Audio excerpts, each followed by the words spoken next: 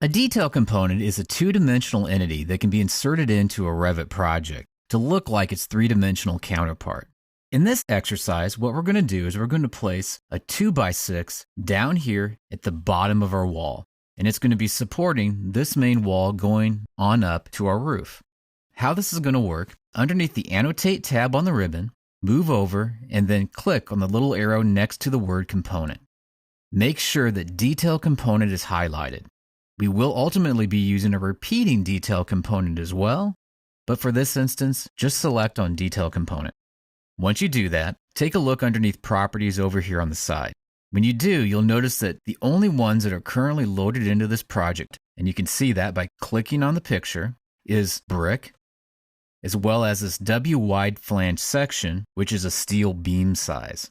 We don't want to load those into our current project. We want to draw in a 2x6. So to do that, we need to come up on the ribbon and select on Load Family.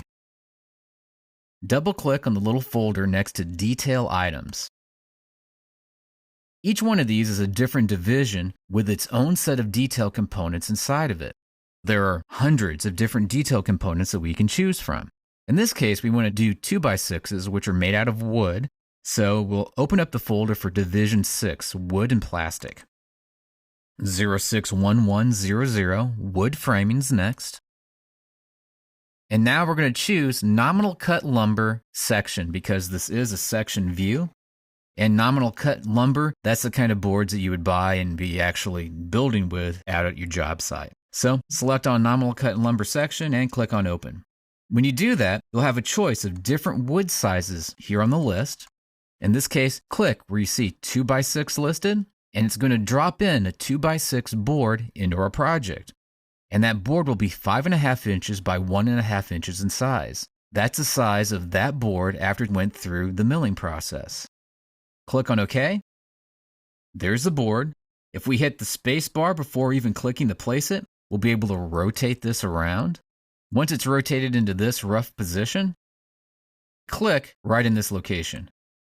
We now have the sill plate down at the bottom of our wall, and that's going to be supporting the 2x6s up above. Move up and then click right about here. What this board is going to do is it's going to support the roof up above. Place another one directly underneath it like so, and just click, and then hit Escape a couple of times to get out of the command. Now we can see that we have two boards up at the top of our wall supporting the roof, as well as a board down here at the bottom that's our sill plate that ultimately is going to help connect this wall to the foundation down below. Now the next thing I'd like to do is start to add some brick.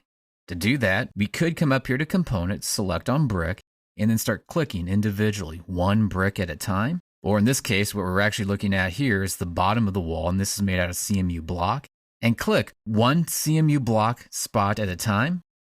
In this case, though, I just want to pick one of the bricks off of the list, and instead of clicking each spot where a brick should be, we're going to use a repeating detail component instead.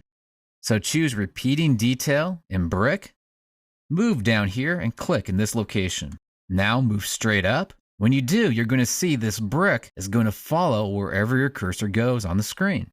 If you hit the space bar, it'll flip the brick over to the other side. Once you see the brick coming up to this location here, click to finish the placement. Now we can see the individual brick coursing coming up the wall. We could start that again by clicking here, and then clicking to place more brick in. So by using the repeating detail component, it will repeat that same detail component again and again and again over the length that you choose. So detail components allow you to place individual pre-drawn objects in to help you with both accuracy as well as the speed of drawing in such things as your wall sections.